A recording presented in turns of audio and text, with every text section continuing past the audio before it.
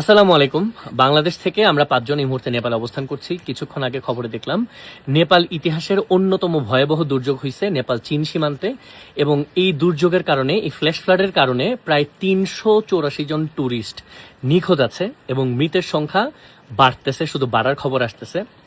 তবে দুশ্চিন্তা করবেন না, আমরা একদম অপোজিট একটা সাইডে আছি।